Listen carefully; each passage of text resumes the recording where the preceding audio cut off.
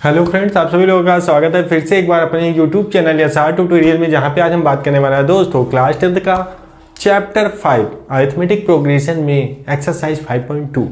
तो आज हम स्टार्ट कर रहे हैं 5.2 का क्वेश्चन नंबर 1, क्वेश्चन नंबर 2। जो जितने भी क्वेश्चन इसमें होते हैं पॉसिबल उतना हम सॉल्व करेंगे, ठीक है।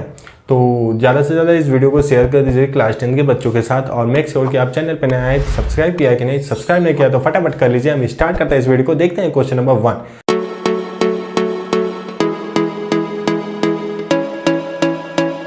क्वेश्चन नंबर 1 में आपको क्या बोला है, fill in the blanks in the following table given that a is the first term, d the common difference, a n the another term of an A P. तो आपने इंट्रोडक्शन पढ़ा है कि हमारे पास अगर सीरीज दिए हुए हैं ए एन टर्म तक, एन टर्म मतलब जैसे कि आप कुछ भी मान सकते हैं कि हमारे पास 16 टर्म है, 20 टर्म है, 18 टर्म है, 100 टर्म है, लैख टर्म है। तो ऐसा सपोज कर लेते हैं कि एन टर्म है, जो भी आपको निकालना हो, जितने भी टर्म सपोज कर लेते हैं, ठीक है। तो जैसे आपके पास एन टर्म्स तक वैल्यू हैं, जैसे यहाँ पे A1, A2, A3, A4 ऐसा डॉट डॉट करते हुए AN तक चला जाए, ठीक है।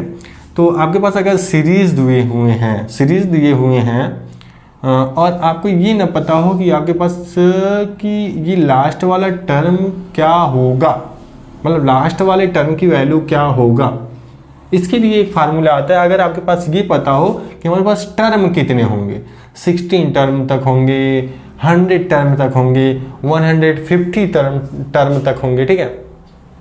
अगर आपके पास टर्म दिए हुए हों और ये पूछ दे कि आपका ये इस टर्म पे जो वैल्यू है क्या आएगा, आपके पास अगर ये चार्ट तो सीरीज एपी की दी हुई है, तो इसके लिए एक फार्मूला होता है। क्या ये तो होता है, ए हो जाता है भैया, ये हो जाता है ए प्लस डी हो जाता है, ठीक है। तो यहाँ पे जो डी की वैल्यू आती है आप यहाँ से निकाल सकते हैं दो कॉन्जुगेटिव टर्म के बीच का डिफरेंस, ठीक है।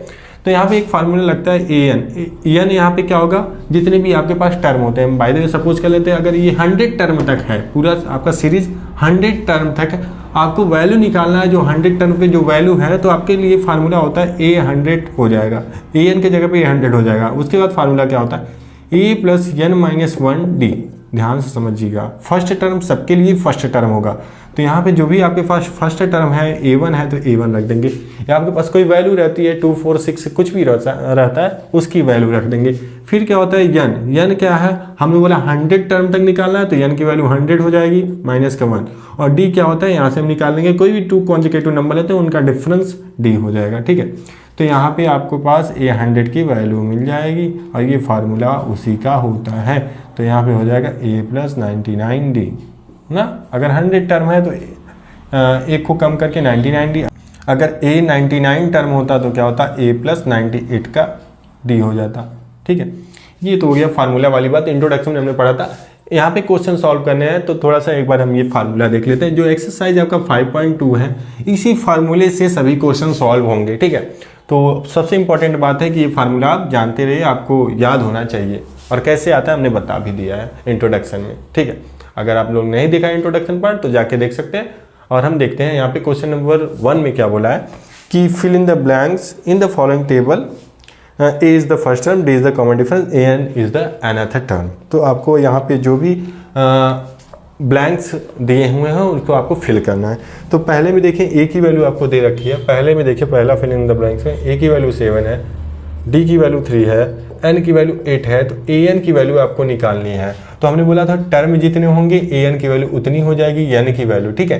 तो यहाँ पे अगर सपोज करें तो हमको ए 8 की वैल्यू निकालनी है, ए एन की यहाँ पे क्या हो जाएगा, ए 8 हो जाएगा, ठीक है। ए 8 की वैल्यू निकालेंगे तो आप ए प्लस 8 माइनस 1 डी लिखेंगे, और यहाँ से आप डी की वैल्यू रख लीजिए और ए की वैल्यू रख लीजिए, 7 प्लस 9 हो जाएगा, नहीं यहाँ पे 7 हो जाएगा, 7 और यहाँ पे इंटू हो जाएगा, और डी की वैल्यू 3 है तो 3 कर लीजिए, 7 प्लस 21 यहाँ पे 28 हो जाएगा, 8 की वैल्यू या तो ए यानी की वैल्यू यहाँ पे, ठीक है।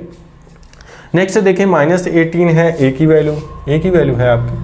नेक्स्ट क्वेश्चन में देखें, ऐसे ही हम टेबल बनाते हुए लिखते जाएंगे ना, तो ज़्यादा सिंपल रहेगा। यहाँ पे अगर ए एन दे देता है तो ये लास्ट वाला हो जाएगा आपका ए एन, ठीक है। तो नेक्स्ट में देखिए तो आपके पास ए की वैल्यू है माइनस का 18 और ये ब्लैंक्स है, मतलब कि डी की वैल्यू फाइंड करनी है। ए 10 है क्या भैया, ए एन की वैल्यू 10 है और ए एन की वैल्यू आपको दे रखी है 0। मतलब आपका ये रखा है कि आपके पास एन है, मतलब कि 10 टर्म तक वैल्यू दिए हुए हैं, सीरीज दिए हुए हैं, और 10वां टर्म आपका क्या हो जा रहा है, 0 हो जा रहा है। 10वां टर्म आपके पास 0 हो जा रहा है, तो आपको डी की वैल्यू फाइंड करनी है। तो फार्मूला आपका यही रहेगा। तो सेकंड क्वेश्चन में देखिए अगर हम, तो A8 मतलब यहाँ पे देखिए 10 टर्म है तो A10 हम रखेंगे, ऐसा कुछ फार्मूला होगा। यहाँ पे क्या हो जाएगा, E प्लस 10 माइनस 1 n-1 होता है और D हो जाएगा। तो D की वैल्यू फाइंड करनी है, A की वैल्यू यहाँ पे पुट कर लीजिए। तो A10 की वैल्यू भी दी हुई है, AN मतलब A10 हो जाएगा। यहाँ पे A10 की वैल्यू 0 है ना, समझिएगा A10 की वैल्यू 0 है, और A की वैल्यू कितनी है भैया, 18 है, माइनस का 18 और प्लस 9D। इसको इधर लेके आइए तो हो जाएगा 18 हो जाएगा, 0 में ऐड होगा तो 18 रह जाएगा 9D, और D की वैल्यू हो जाएगी 18/9 इज इक्वल टू 2। D की वैल्यू यहाँ पे कितना आ जा रहा है, 2। ठीक है, यहाँ पे 9/9 होगा, तो क्योंकि यहाँ पे मल्टीप्लाई हो उधर जाएगा डिवाइड हो जाएगा। ठीक है, ऐसे ही अगर थर्ड देखें, थर्ड तो इसमें हमारे पास क्या गिवन है, इसमें आपको A की वैल्यू निकालनी है, -3 आपका D है, और n की वैल्यू 18 है, और an की वैल्यू -5 है। तो यहाँ पे an की अगर बात करें तो n यहाँ पे क्या हो जा रहा है, 18, तो 18 की वैल्यू आपको दे रखी है -5। ठीक है, और n की वैल्यू 18 जैसे कि हमने यहाँ पे लिख दिया है। तो फार्मूला आप लगाइए, a की वैल्यू निकाल लीजिए। तो क्या फार्मूला होता है, फार्मूला तो यही होता है आपका, ये जनरल फार्मूला यही होता है। तो हम यहाँ पे करते हैं थर्ड वाला सॉल्व। तो an की वैल्यू आपको दे रखी है -5, तो -5 यहाँ पे रख देते हैं। a की वैल्यू आपको निकालनी है तो रहने देते हैं। n क्या हो जाएगा, यहाँ पे रख दीजिए आप 18-1, और d की वैल्यू -3 है। तो आप क्या करेंगे, ये मल्टीप्लाई होगा 17 में ना, 17 हो जाएगा, 17 3 जा 51, माइनस में माइनस का 51 हो जाएगा, यहाँ पे -5 है, इसको लाइए ऐड हो जाएगा, -5 प्लस का 51 इज इक्वल टू a। तो a की वैल्यू आपके पास आ जाएगी 46 आ जाएगी। यहाँ पे इसको सॉल्व करेंगे तो 46 ही आपको मिलेगा। ठीक है, नेक्स्ट क्वेश्चन देखते हैं। नेक्स्ट क्वेश्चन में है ये आपके पास a जो है -18.9 है, और यहाँ पे d है 2.5, और की आपको n की वैल्यू निकालनी है, और ये 3.6 है। मतलब आपके पास अगर फार्मूले से देखें तो an की वैल्यू 3.6, a की वैल्यू -18.9 और d की वैल्यू 2.5 है। तो n की वैल्यू आपको निकालनी है। तो यहाँ पे हम देखते हैं an गिवन है आपके पास 3.6, तो पहले an ही लिखते हैं। यहाँ पे देखिए an 3.6 लिखते हैं इज इक्वल टू a की वैल्यू -18.9 प्लस n की वैल्यू निकालना है, और d की वैल्यू दे रखा है कितना 2.5। क्या यही चीज़ है आपके पास सब कुछ, हाँ ठीक है 18। तो आप क्या करते हैं, इसको पहले लेके आते हैं इधर। तो 3.6 plus 18.9 is equal to n-1 और 2.5।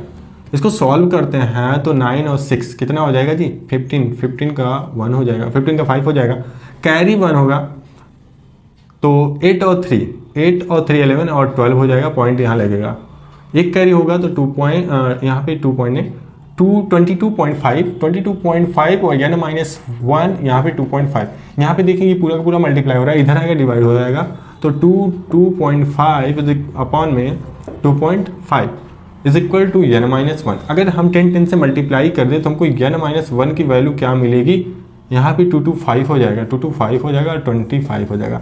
अब तो 25 9 या होता है भैया 225। ठीक है, तो यहाँ पे n-1 की वैल्यू आ गई 9, n की वैल्यू आ जाएगी आपके पास 10। ठीक, नेक्स्ट क्वेश्चन देते हैं। नेक्स्ट क्वेश्चन में a की वैल्यू दे रखी है 3.5 और d की वैल्यू 0 और n की वैल्यू n05, आपको an की वैल्यू निकालनी है। अब an आपको निकालना है तो सिंपल सा फार्मूला लगाइए, an is equal to a plus n-1d। तो an की वैल्यू निकालनी है, a की वैल्यू आपके पास 3.5 है और प्लस n की वैल्यू दे रखी है 105 माइनस का 1 और d की वैल्यू 0 है। अब सिंपल सी बात है, 0 का मल्टीप्लाई अगर हम इस नंबर में करते हैं तो ये पूरा का पूरा 0 हो जाएगा, an की वैल्यू आपके पास आ जाएगा 3.5।